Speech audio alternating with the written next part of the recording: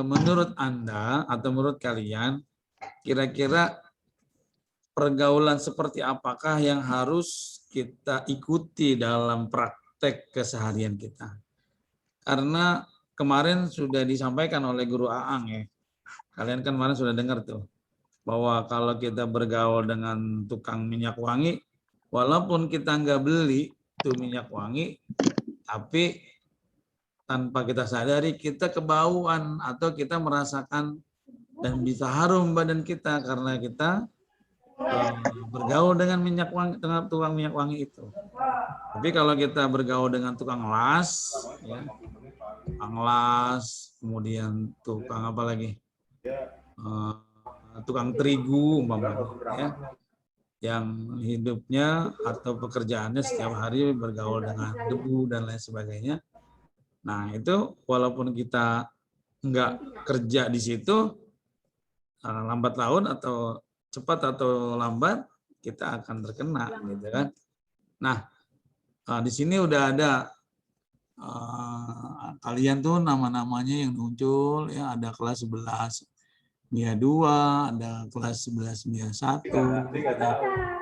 Kira-kira ada nggak yang mau merespon? Menurut kalian bagaimana seharusnya kita bergaul dalam kehidupan sehari-hari? Silakan. Nama, kelas, tolong disebut ya.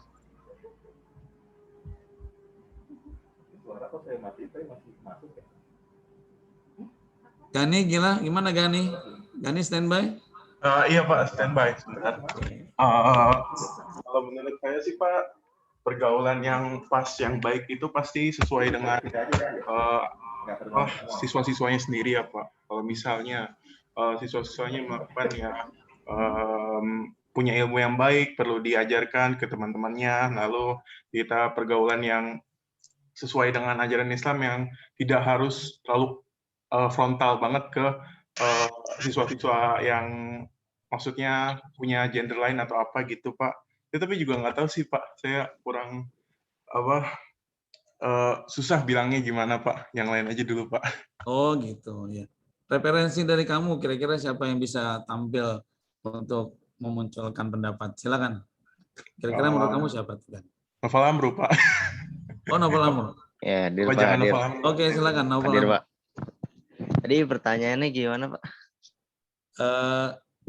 Bagaimana seharusnya kita seorang remaja untuk bisa bergaul dengan kehidupan sehari-hari ini? Apakah harus punya kriteria untuk kita bisa bergaul atau mungkin kita hanya satu komunitas saja?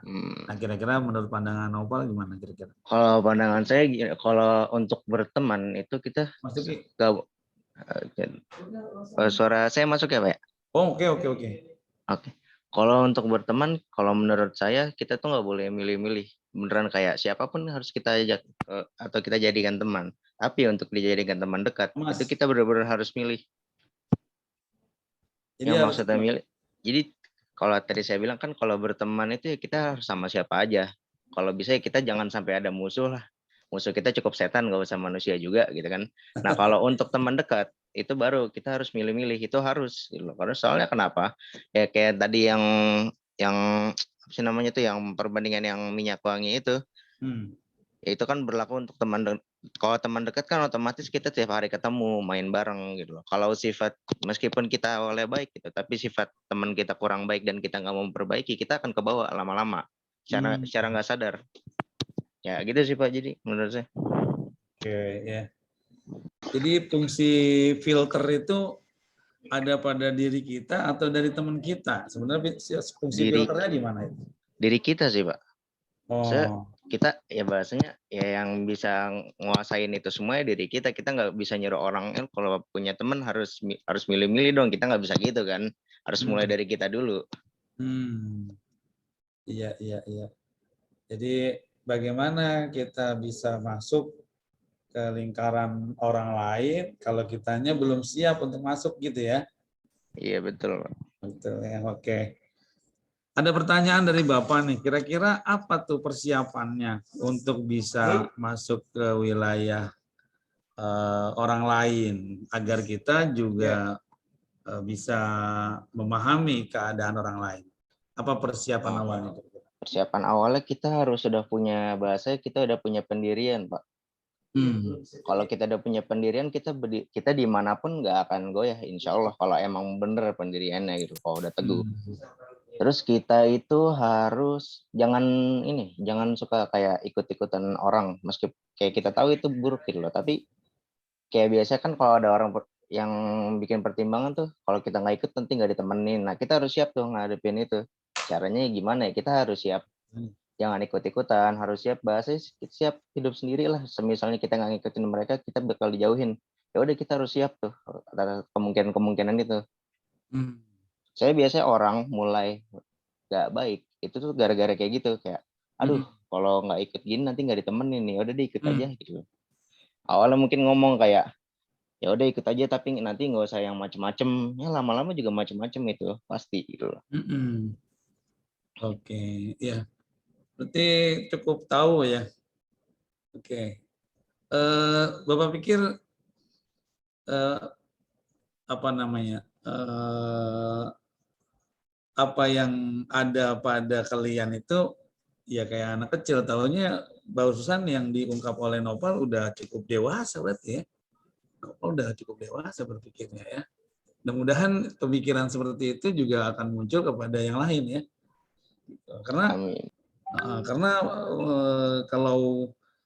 kalau itu tidak ada pada benak kalian sebagai remaja, wah mengerikan. Makanya jangan salah kalau di luar sana ada seorang remaja yang celananya bagus-bagus kok dirobek sampai ke paha gitu kan, dirobek-robek gitu. Bahkan itu juga dijual di Matahari Department Store gitu kan, celana yang robek-robek itu.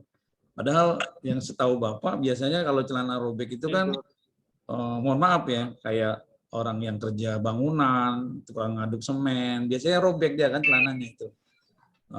Tapi sekarang udah menjadi apa tuh? Sebuah kebanggaan atau menjadi tren gitu kan. Terus juga ada orang yang badannya bersih, putih kulitnya, tapi sekarang malah menjadi bangga kalau badannya kotor gitu. Karena dicoret-coret pakai pulpen pilot yang kayak gini nih kan. Pakai pulpen pilot, terus ada yang pakai spidol ya kan. Nah, itu sekarang udah menjadi kebanggaan. Jadi ini kan juga merupakan fenomena yang sekarang terjadi ya. Kira-kira ada tanggapan apa atau pendapat apa yang bisa kamu ungkapkan? Barangkali ada dari kelas 10, barangkali. Kelas 10, kalau ingin bergabung silakan nanti sebut namanya. Ada. Kira-kira siapa Pak Satibi kelas 10 tuh yang zamannya kelihatan pinter tuh? Namanya siapa kira-kira? Pas yang kelas 10. Ada nggak?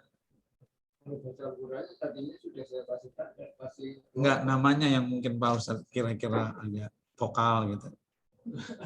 Oh iya betul. Gimana Pak? Kalau menurut kamu dengan fenomena yang sekarang terjadi? Izin jawab Pak. Kalau buat yang tadi ya sesuai sama yang tadi saya ungkapin juga tuh Pak. Yang ya dia kayak gitu tuh rata-rata itu orang kayak pengen ikut-ikutan aja. Saya kenapa? Takutnya kalau dia nggak ikut ya dia dijauhin sama teman-temannya itu. Iya sih tadi ya balik lagi ke situ sih, kita emang harus punya pendirian dan kita tuh pasti sebenarnya saya yakin semua orang tuh tahu mana yang benar, mana yang kira-kira kelihatannya benar. Nah dari situ tuh tapi ada beberapa orang yang takut buat ikutin kebenaran itu. Soalnya kenapa dia? Ya karena teman-teman dia yang kayak gitu, teman-teman deket dia yang kayak begitu. Dia takut kalau dia nggak ngikutin apa yang dilakukan sama teman-temannya, ya dia gak bakal punya teman lagi. Nah itu orang biasanya takut sama hal itu. Sebenarnya ya yang kayak gitu bukan masalah besar sih. Banyak teman yang lebih baik gitu loh, yang bisa kita dekatin. Iya, iya. Berarti sepele sebenarnya ya? Iya, sepele sebenarnya. Sepele gitu. Sepele artinya ketakutan nggak ditemenin gitu kan? Pada intinya itu kalimatnya kan? Iya, kalau dari pengamatan saya gitu sih Pak. Sejauh ini. Padahal di balik itu masih, kalau kata orang Bekasi itu bejibun ya teman kita ya. Nah, iya betul. Ya banyak gitu. Apalagi sekarang udah media sosial kayak gini, teman kita pasti bukan hanya puluhan, bisa jadi ribuan dan jutaan ya kan. Betul. Nah, cuma kan kita harus bisa memilah dan memilih gitu kan, karena dalam memunculkan konten, memunculkan profil kita, memunculkan kepribadian kita, baik secara virtual, media sosial, maupun secara kenyataan dalam kehidupan sosial, tentu kebaikan yang mestinya kita harus hadirkan ya. Oke, terima kasih Nopal, Bapak senang sekali kamu sudah berespon dan Bapak senang dan bangga kamu juga sudah bisa memahami arti daripada sebuah pergaulan. Baik, karena pemateri kesulitan untuk memberikan untuk masuk ke link kita, jadi bukan terpaksa ya. Jadi kalau ibarat mobil, Bapak ini jadi ban serep. Ya nggak apa-apa nih kan Bapak yang ngasih materi. Gani, gimana, boleh nggak Bapak ngasih materi ini? Boleh aja sih Pak. Gak apa-apa. Udah, bagus kok Pak. Bapak. Daripada nanti nggak dapat materi sama sekali Pak. Gimana? Oh ya, oke. Ujung Harapan. Dekat pesantren Putra. Iya, iya. Oke, baik. Ini udah berapa orang nih yang muncul nih? Udah berapa nih? Bapak pengen kelas 10 ya, kelas 10 tolong direspon ya, jangan nggak aktif, nanti kamu nggak paham apa yang kita sampaikan ya. Baik, anak sekalian, karena pematerinya kesulitan masuk, maka Bapak akan sampaikan materi tentang pergaulan remaja ya.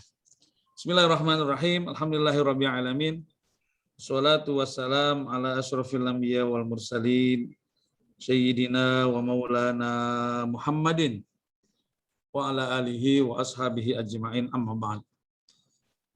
Qala Allah Ta'ala fil Qur'anil Karim wa huwa asdaqul qailin, a'udzubillahi minasyaitonir rajim, bismillahirrahmanirrahim. Wa ita'azzana rabbukum la in syakartum la azidannakum wa la in kafartum inna azabi lasyadid. Shadaqallahul azim. Wa sadaqa rasuluhun nabiyul habibul karim wa nahnu ala zalika minasyahidin wa syakirin walhamdulillahirabbil alamin. Anakku sekalian yang banggakan, seluruh siswa-siswi SMA Korbi Bekasi, Bapak doakan hari ini kalian semoga sehat semuanya. Amin. Dan tentunya semoga kita semua diberikan taufik hidayah, kecerdasan, petunjuk dari Allah sehingga kita semua dapat mengambil inspirasi, mengambil dan menyerap apa yang kita pelajari pada pagi hari ini. Baik, anak sekalian yang Bapak banggakan, pergaulan yang baik, ya, pergaulan yang baik, nanti silakan kamu catat kalimat-kalimat yang Bapak sampaikan. Catat, kemudian nanti kalau dicatat dikirim ya di Microsoft Teams ya. Pergaulan yang baik ialah melaksanakan pergaulan menurut norma-norma kemasyarakatan yang tidak bertentangan dengan hukum ya, yang tidak bertentangan dengan hukum syara atau dengan aturan-aturan agama ya, serta memenuhi segala hak yang berhak mendapatkannya masing-masing menurut kadarnya ya. Jadi sebuah pengertian dari pergaulan itu, melaksanakan pergaulan itu adalah pergaulan yang sesuai dengan norma-norma kemasyarakatan ya, yang tidak bertentangan dengan hukum syara, dengan hukum agama. Jadi dalam kehidupan kita ini banyak kita temukan karakter tingkah laku manusia dalam kehidupan. Ngirim foto belum? Serta memenuhi segala hak yang berhak mendapatkannya masing-masing menurut kadarnya. Jadi siapapun kita itu memperoleh hak, memiliki hak untuk bergaul. Anak kecil bergaul boleh, remaja bergaul boleh, ya kan? Kemudian orang tua juga ya disilakan, karena apa? Kita tidak akan bisa dikatakan pintar kalau tidak ada yang bodoh. Kita juga tidak akan dikatakan kaya kalau nggak ada yang miskin. Nah, itu arti sebuah pergaulan. Makanya orang itu harus bergaul. Gitu. Orang itu harus memiliki teman. Kalau nggak punya teman, repot hidupnya, ya kan? Karena teman ini ada banyak macamnya, ya. Ada dalam sebuah lagu disebut, di dalam lagunya Bang Haji Roma itu disebut teman itu bisa dalam keadaan suka, juga bisa dalam keadaan duka, ya. Nah, itu dia. Lalu teman sejati itu yang mana? Nah, nanti baru kita kupas gitu, ya. Teman sejati itu bukan pacar, ya. Belum tentu pacar itu sejati, ya. Belum tentu, ya. Kadang kalau ada uang, abang disayang. Kalau nggak ada uang, biasanya abang diapain? Abang ditendang. Oh iya. Ya kan, ada yang kayak gitu, ya kan. Makanya kita kudu pinter-pinter, ya, mesti pinter. Oke. Agama Islam, agama kita, ya, menyeru, mengajak, ya, kaum muslimin, terutama kaum muda remaja, untuk melakukan pergaulan. Ya. Di antaranya, ya, pergaulan dalam belajar, ya, pergaulan dalam lingkungan, pergaulan dalam masyarakat, ya. Ya, di antara kaum muslimin, karena dengan pergaulan ini kita saling berhubungan, mengadakan pendekatan satu dengan yang lainnya, ya. Jadi kita akan mengadakan pendekatan, itu kata dasarnya. Orang bergaul itu berarti dia mengadakan pendekatan. Itu pada dasarnya. Adapun nanti realitanya, kalau kata iklan TV itu, pertama biasa saja, kemudian setelah itu terserah Anda. Ah, itu kan kata iklannya. Ini nggak boleh kalau dalam ajaran Islam, ya. Jadi pergaulan itu kalau bisa menghasilkan kebaikan, gitu. Jadi mengadakan pendekatan satu sama lain. Kita bisa saling mengisi dalam kebutuhan, ya. Jadi apa kebutuhan kita dan apa kebutuhan teman kita, gitu. Serta dapat mencapai sesuatu yang berguna untuk kemaslahatan, ya. Baik diri kita, keluarga kita, masyarakat, ya. Yang tujuannya adalah agar tercapainya adil dan makmur. Oh, udah kayak pelajaran PKN ini, ya. Adil dan makmur, tujuannya itu dalam kehidupan itu, ya. Adil artinya tidak berat sebelah, ya. Bukan sama rata. Nah, ini harus paham juga arti sebuah keadilan. Jadi adil itu tidak berat sebelah, ya. Artinya sesuai dengan kadarnya. Orang itu bisa adil karena ada kebijaksanaan, ada bijaksana di situ. Itulah yang disebut dengan adil. Kemudian apa tujuan yang berikutnya adalah apa?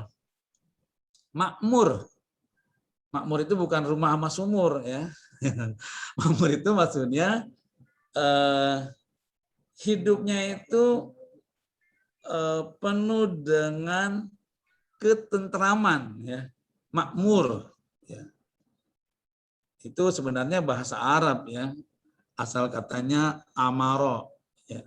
Ya'muru, ya. Makmuron, ya, artinya hidup ini terkendali, itu maksudnya. Itu tujuannya itu. Jadi orang hidup bergaul itu dia punya potensi untuk bisa berbagi, bisa memberi, bisa menerima, itulah kondisi kita agar kita menjadi orang yang bisa adil ya dan makmur itu. Serta berakhlakul karimah ya. Jadi tujuannya yang pertama adil, kemudian makmur, dan yang terakhir ada berakhlakul karimah ya. Apa itu akhlak? Kalau bahasa Indonesianya akhlak itu budi pekerti yang luhur ya. Budi pekerti yang luhur itu ada bahasa Sanskerta ya. Budi. Ya, budi bisa jadi artinya budaya, pekerti itu bisa jadi etika ya. Budi pekerti. Etika itu artinya akhlak, etika itu kalau mau disambung. Ini. Hadir. Oke, udah bisa guru ya? Bisa guru, ya afwan ada trouble tadi. Oke, baik. Bisa muncul sekarang? Bisa hadir. Oke, baik. Syukran kasiran. Guru Afwan. kita Ustadz Syafiuddin, atau yang populer kita dengar di televisi, beliau disebut Ustadz Dani karena mirip dengan Dani Ahmad ya, vokalis Dewa. Ya.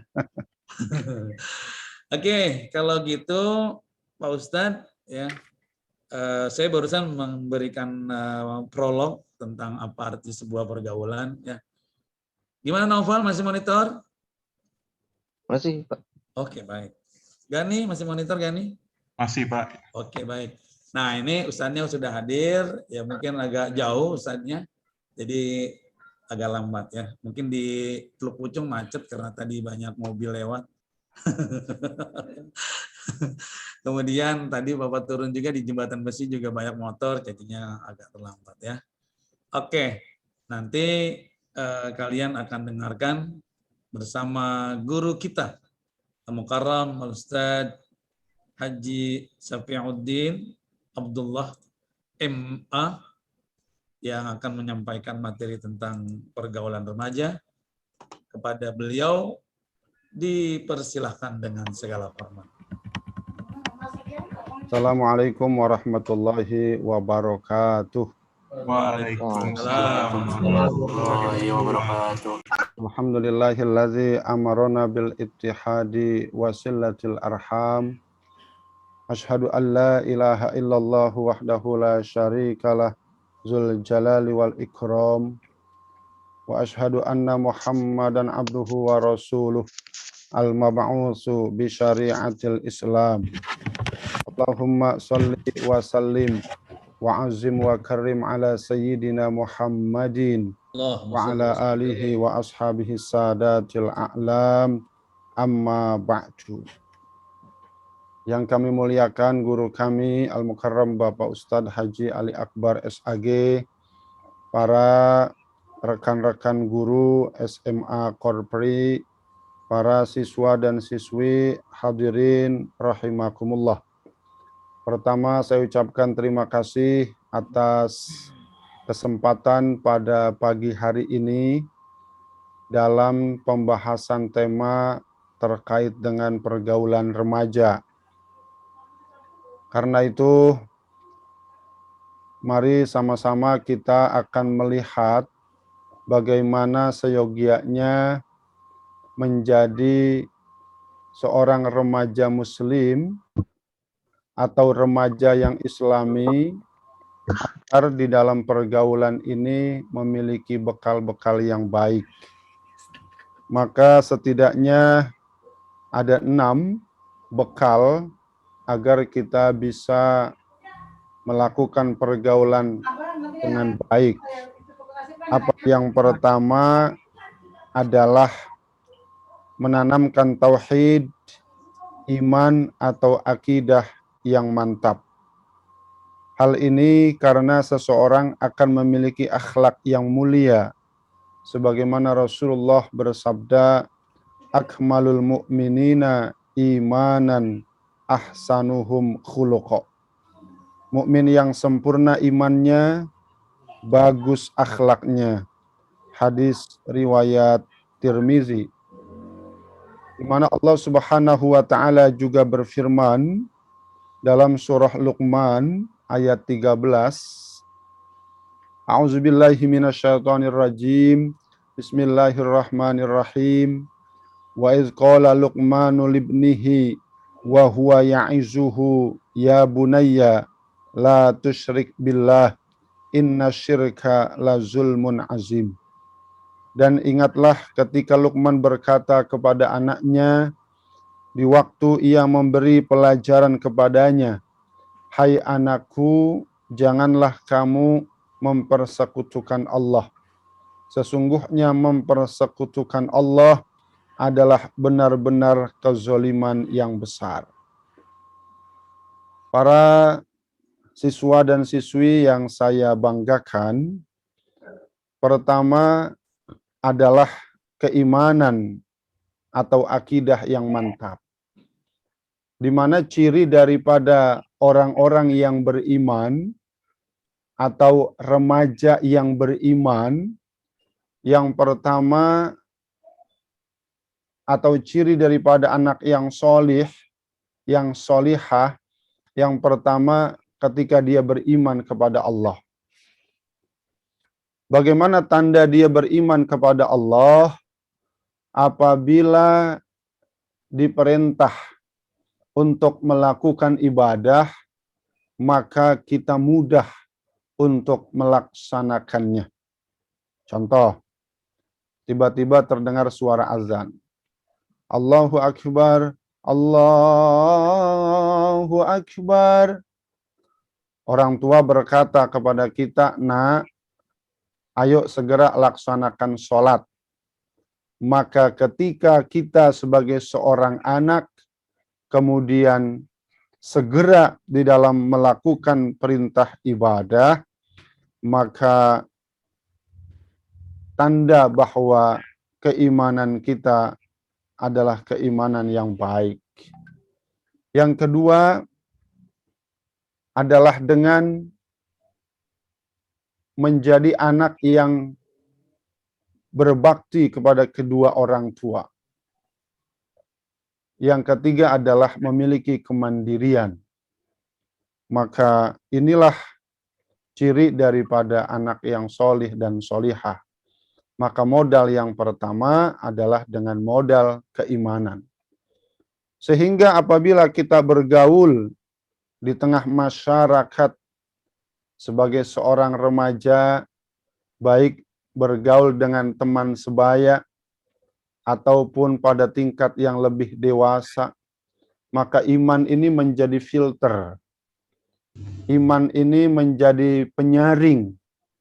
Apabila kita diajak dalam hal kebaikan, maka kita mengikuti dalam hal kebaikan tersebut.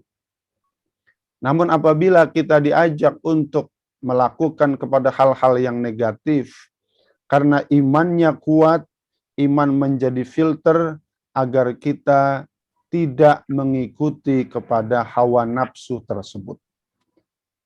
Bagaimana telah diterangkan dalam surah Maryam ayat 90, di mana a'udzubillahi minasyaitonirrajim, bismillahirrahmanirrahim, adu'us shalah wa taba'us syahawat.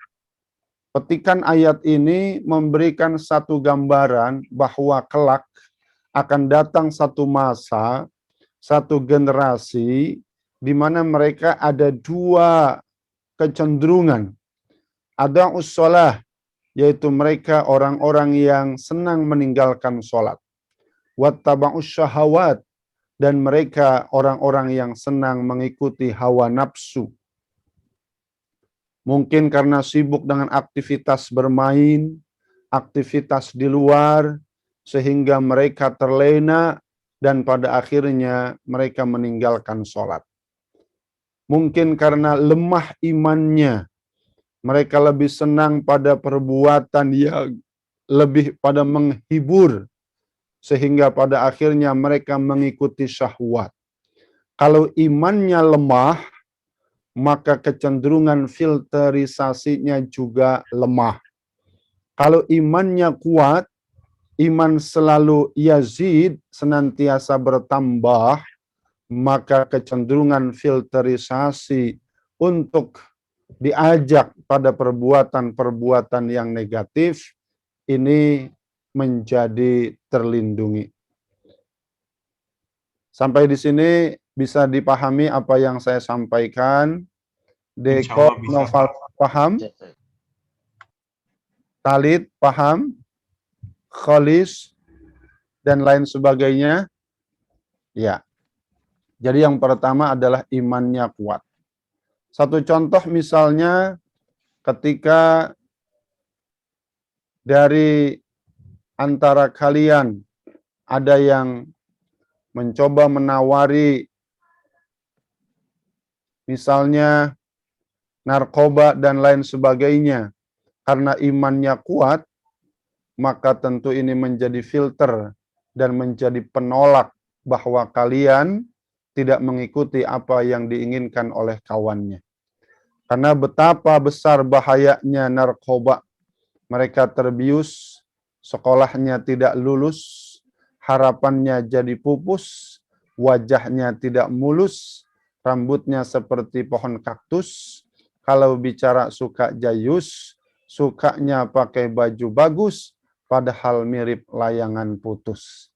Keluar rumah jalan gak becus, akhirnya ditabrak bus, lama kemudian udah Pak. Summa na'udzubillah. Kemudian bekal agar kita menjadi anak yang baik adalah berbuat baik kepada kedua orang tua. Di mana Allah Subhanahu wa taala memberikan satu pernyataan secara jelas dalam Al-Qur'an. Setelah kita bersyukur kepada Allah, maka kita bersyukur kepada kedua orang tua. A'udzubillahi minasyaitonirrajim. Bismillahirrahmanirrahim. Wa wasainal insana biwalidayhi hamalathu ummuhu wahnan ala wahnin. Wa fisaluhu fi amain anishkurli waliwalidayka ilayyal masir. Dan kami perintahkan kepada manusia untuk berbuat baik kepada kedua orang tua. Ibumu yang telah mengandungmu dalam kondisi yang payah, menyapihmu selama 2 tahun, maka kata Allah, bersyukurlah kepadaku dan bersyukurlah kepada orang tua. Maka inilah yang menjadi modal, yang menjadi entry point buat kita sebagai remaja agar kita bisa bergaul dengan pergaulan yang terbaik, agar kita bisa memiliki akhlak yang terbaik, yaitu dengan apa? Hormat kepada kedua orang tua. Jangankan kita berkata yang keras, berkata saja, sebagai bentuk akhlak kepada orang tua, ini dilarang. Karena kita tidak boleh menyakiti kepada hati kedua orang tua kita. Allah Subhanahu wa taala berfirman dalam surah Al-Isra ayat 23, A'udzubillahi minasyaitonirrajim. Bismillahirrahmanirrahim. Wa qada rabbuka alla ta'budu illa iyyah. Wa bil walidaini ihsana imma yablughanna indakal kibaru ahaduhuma aw kilahuma fala taqul lahuma wala tanharhuma wa qul lahuma qaulan karima.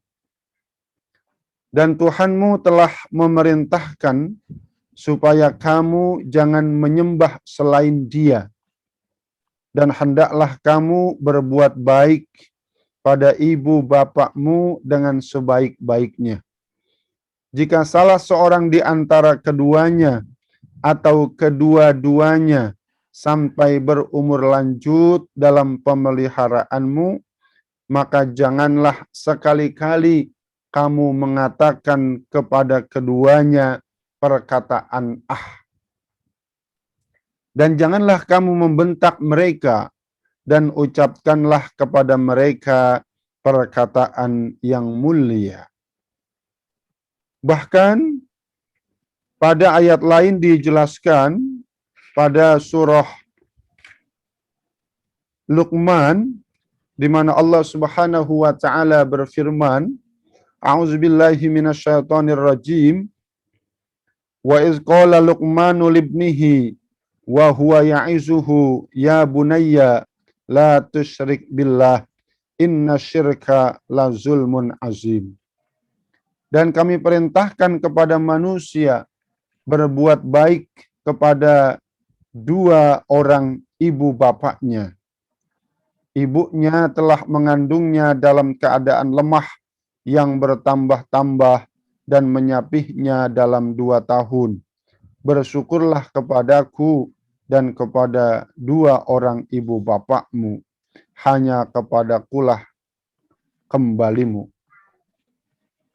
Artinya, agar pergaulan kita menjadi pergaulan yang baik, kita sebagai remaja muslim, setelah kita beriman kepada Allah, taat melaksanakan segala perintah Allah, maka perbaguslah pergaulan kita dengan akhlak yang baik kepada kedua orang tua kita. Misalnya, ketika orang tua kita memerintah, maka laksanakanlah perintah orang tua kita itu. Selama perintah itu adalah perintah yang baik. Misalnya saya mau bertanya kepada Ananda Billy Al-Farizi. Hadir Billy? Atau kepada Ananda Kalina. Hadir Kalina? Atau misalnya kepada Ibu Rosmawati. Dir, Bros. Oh ya. Ini saya tanya, Ananda ini ketika pulang dari mana-mana kemudian berjumpa dengan orang tua di rumah, apakah Ananda mengucapkan salam dan mencium tangan kedua orang tuanya? Yang mendengar suara ini boleh dijawab. Iya Pak, Mencium, Pak. salam dan mencium tangannya Pak. Ya. Nah, ini adalah sebagai ekspresi, sebagai bentuk kemuliaan akhlak sebagai seorang anak yang mana membahagiakan kedua orang tuanya karena di sana kita hormat kepada kedua orang tua. Maka ketika orang tua redho kepada kita, maka Allah pun juga redho kepada anaknya. Dan doanya orang tua adalah doa yang mustajabah. Jangankan doa, sumpahnya pun juga mustajabah. Para adik-adik yang saya hormati, saya ingin menyampaikan satu kisah. Mungkin kalian pernah mendengar imam besar Masjidil Haram yang bernama Imam Sudais. Imam Sudais ketika waktu kecil membantu ibunya di dapur untuk membuat kue. Karena pada hari itu keluarganya dikunjungi tamu.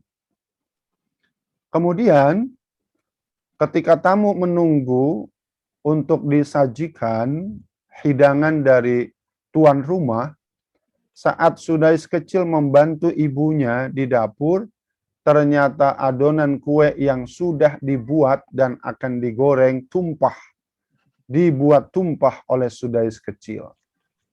Maka begitu ibunya marah, dengan serta-merta ibunya berkata, aku sumpahin kamu ketika sudah besar, kamu menjadi imam besar Masjidil Haram. Subhanallah, dari sekelumit cerita ini bahwa sumpah seorang ibu yang dilakukan oleh ibu Imam Sudais ini ternyata ke depan hari menjadi kenyataan. Sumpahnya saja mustajabah, apalagi doanya lebih mustajabah. Doaul walid li waladihi ka doain nabi li ummati. Doanya orang tua kepada anaknya laksana doanya Nabi kepada umatnya. Maka kami berharap anak-anakku tercinta, hormatilah ibumu ayahmu dengan sebaik-baiknya agar kita semua mendapatkan ridho dari Allah Subhanahu wa taala dan kita dikategorikan anak yang solih dan solihah karena kita melakukan pergaulan kepada kedua orang tua kita dengan pergaulan yang baik. Yang ketiga, bahwa remaja yang islami adalah memiliki rasa tanggung jawab. Bahwa amal manusia akan ada pertanggungjawabannya. Baik di akhirat, amal baik dibalas dengan kebaikan, dan amal buruk dibalas dengan keburukan. Allah Subhanahu wa taala berfirman, A'udzubillahi minasyaitonir Bismillahirrahmanirrahim. Faman ya'mal mithqala dzarratin khairan yarah. Wa may ya'mal mithqala dzarratin syarran yarah. Barang siapa yang mengerjakan kebaikan seberat zarrah pun, niscaya dia akan melihat balasannya. Dan barang siapa yang mengerjakan kejahatan seberat zarrah pun, niscaya dia akan melihat balasannya pula. Zarrah ini adalah sesuatu yang sangat kecil. Ada yang mengatakan biji sawi, bahkan ada juga yang mengatakan dalam bentuk atom. Artinya sesuatu yang sangat kecil. Maka apabila kita sebagai remaja memiliki rasa tanggung jawab dalam pergaulan kita, ketika kita berkata dengan perkataan yang benar, dengan perkataan yang jujur, memiliki rasa tanggung jawab yang hebat, maka tentunya ini menjadi satu pondasi yang sangat kuat di dalam kita melakukan kehidupan sehari-hari. Contoh misalnya, ketika ada teman yang mengajak kita bolos, padahal kita bertanggung jawab kepada diri kita dengan melakukan yang terbaik, ingin membahagiakan orang tua, kita berkata dengan perkataan yang jujur, maka dengan rasa tanggung jawab ini, ketika ada teman yang mengajak kita untuk bolos misalnya, maka kita dapat menolak karena rasa tanggung jawab kita yang besar. Baik tanggung jawab kepada orang tua, lebih-lebih tanggung jawab kepada Allah Subhanahu wa taala, karena setiap apa yang kita lakukan kelak dimintai pertanggungjawaban. Kemudian dengan tertanamnya rasa tanggung jawab, maka remaja akan dituntut memiliki pengetahuan sehingga tidak ikut-ikutan dalam melakukan sesuatu. Allah Subhanahu wa taala berfirman, "Wala taqfu ma laisa laka bihi ilmun. Inna sam'a wal basara wal fuada kullu ulaika kana anhu mas'ula." Dan janganlah kamu mengikuti apa yang kamu tidak mempunyai pengetahuan tentangnya. Sesungguhnya pendengaran, penglihatan, dan hati semuanya itu akan diminta pertanggungjawabannya. Maka oleh karena itu para remaja, para adik-adikku yang dimuliakan Allah, setelah iman kita kuat, berbakti kepada kedua orang tua, maka tanamkan rasa tanggung jawab kepada diri kita agar kita bisa melakukan pergaulan yang terbaik. Ini menjadi satu filter buat kita. Apabila kita diajak pada hal kebaikan, maka seyogyanya kita ikuti. Namun apabila kita diajak untuk hal keburukan, maka pastikan bahwa apa yang kita lakukan nanti akan dimintakan pertanggungjawaban oleh Allah Subhanahu wa taala. Ananda Muhammad, apa kabar? Sehat? Bagaimana Muhammad puasa? siapa, Pak? Ini Muhammad 10 Iis 1.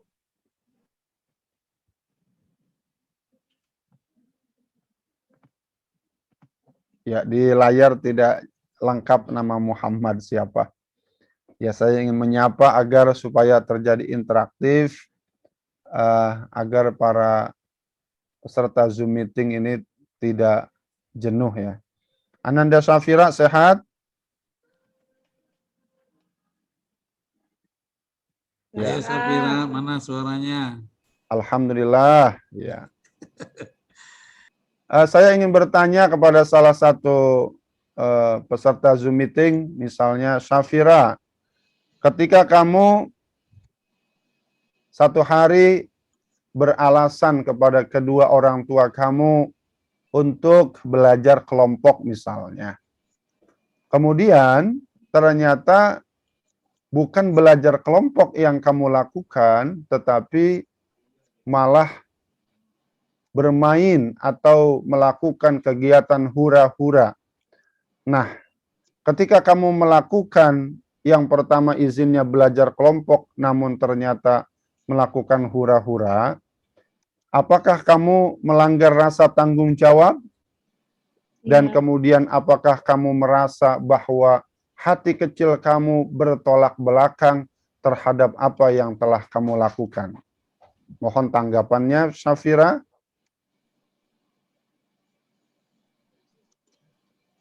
Syafira kelas berapa sih? 12 S1.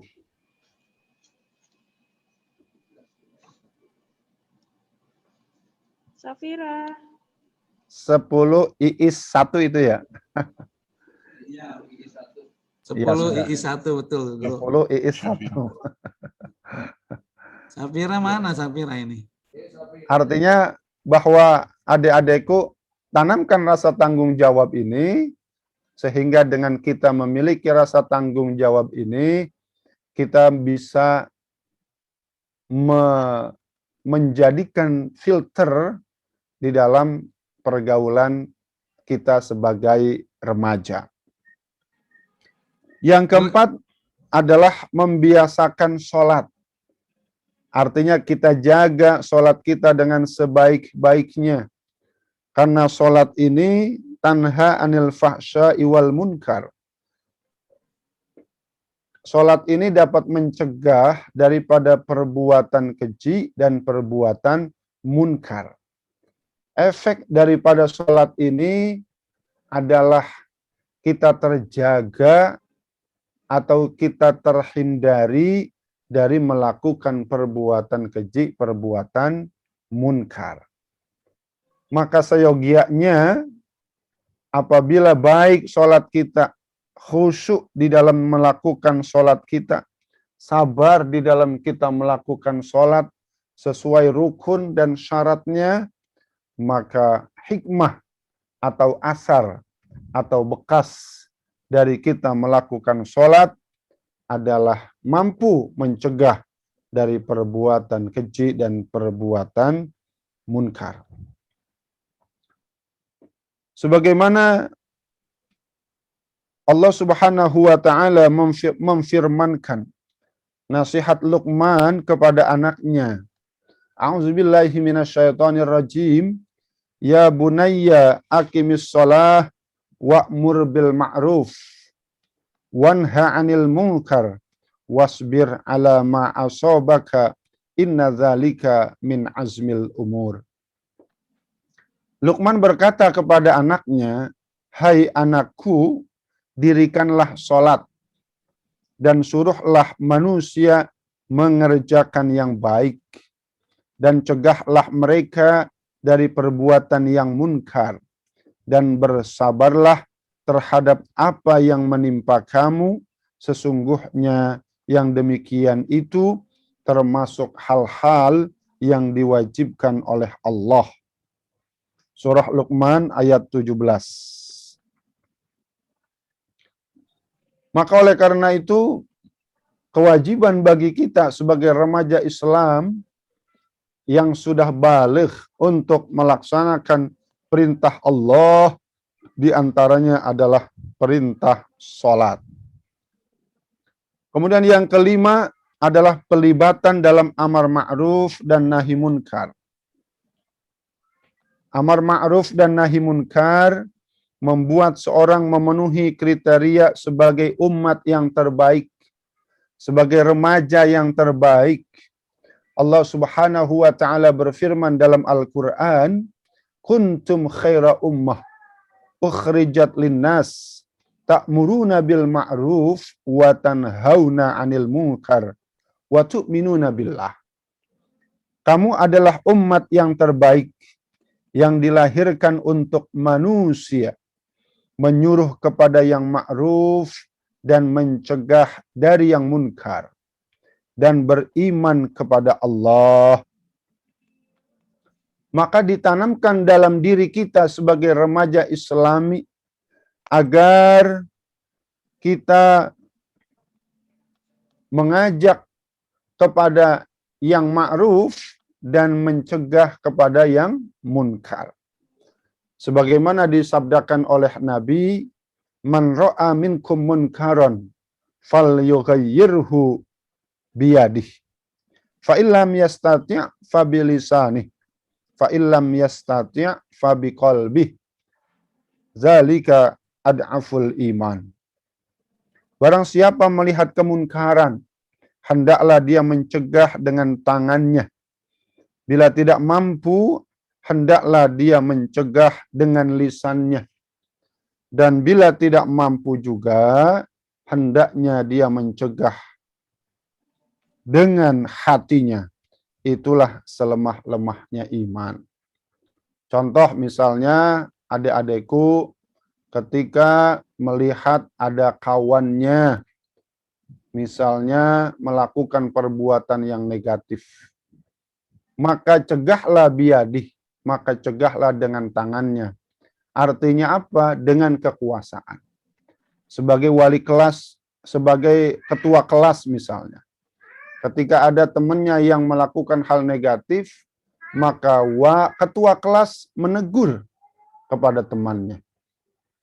Apabila kelak kalian kemudian menjadi pejabat, baik di lingkungan RT, RW, kelurahan, kecamatan, kalian menjadi pejabat, maka robahlah kemunkaran kepada ke arah yang lebih baik dengan kekuasaan kalian, dengan struktural.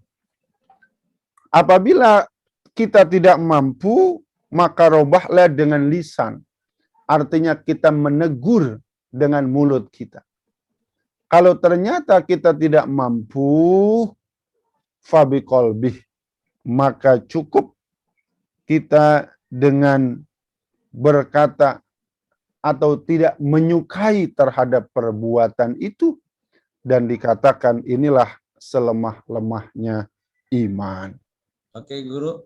Waktunya udah overlap. Oh, baik, ya. Ya, karena waktu Demikian yang dapat saya sampaikan.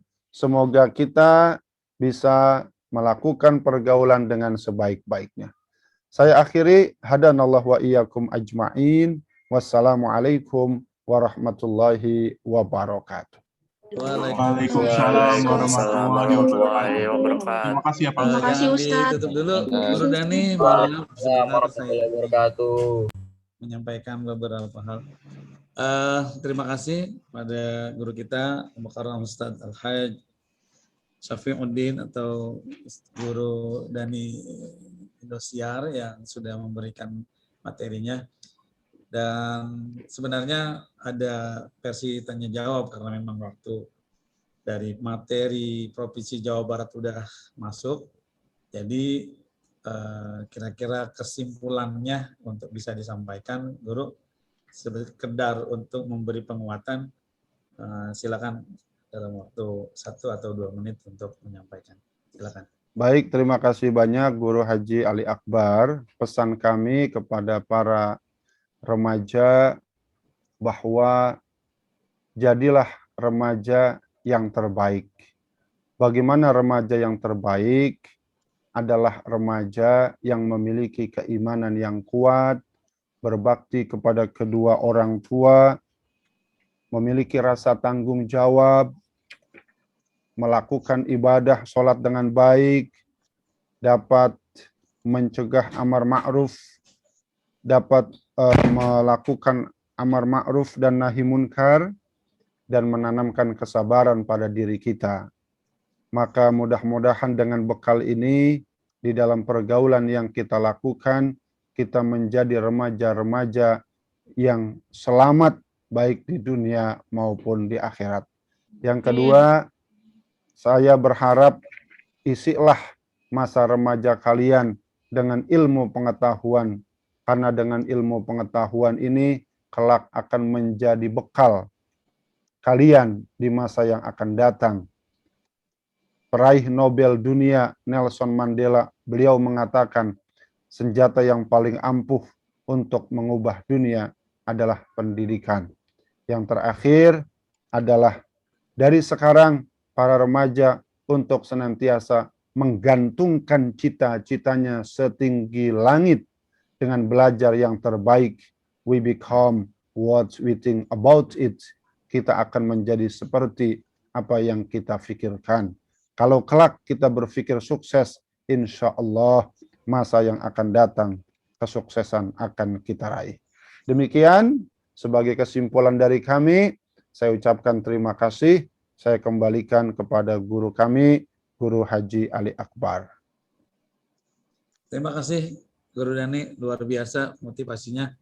Mudah-mudahan anak-anak kita, saya mau berterima kasih, diberikan kemudahan dalam menggapai cita-citanya. Amin. Mudah-mudahan menjadi orang sukses, Amin. sukses dunia dan sukses di akhirat. Amin. Terima kasih Guru Dani, mohon maaf atas segala apa yang mungkin kami siapkan di sini karena memang ya itulah kondisi virtual ya, ada aja kendalanya. Mudah-mudahan sehat selalu Guru Amin. dan sukses Amin. dunia dan akhirat. Amin. Amin ya. Baik anak-anak sekalian, kita kembali ke materi dari Provinsi Jawa Barat yang kali ini mengambil tema tentang apa Bu Ros temanya? Apa ya? Peran Irma bukan sih Pak? Apa? Peran Irma di sekolah. Oh ya, peran Irma di sekolah. Oke, terima kasih Guru nih, mohon maaf. Terima kasih. Saya izin keluar ya. Assalamualaikum. Assalamualaikum warahmatullahi wabarakatuh. Ya, silakan. Peran Irma di sekolah ya. Silakan anak-anak bergabung di link Provinsi Jawa Barat. Udah hilang.